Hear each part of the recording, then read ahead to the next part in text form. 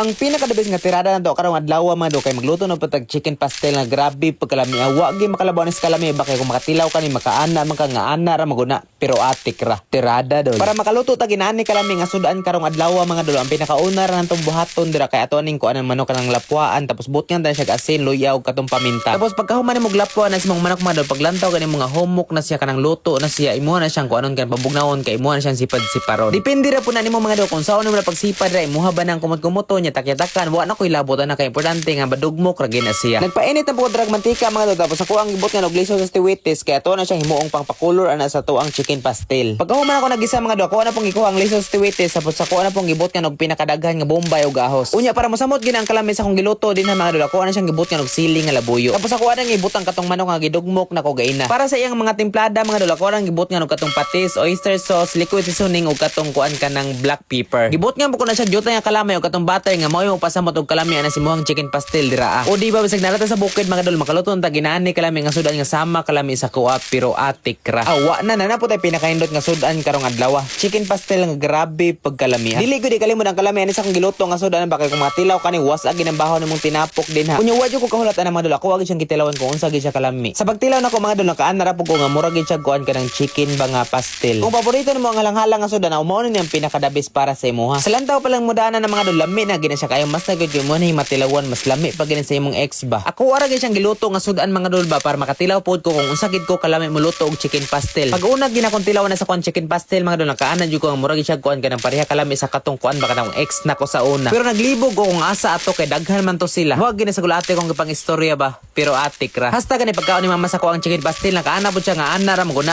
pero atik ra.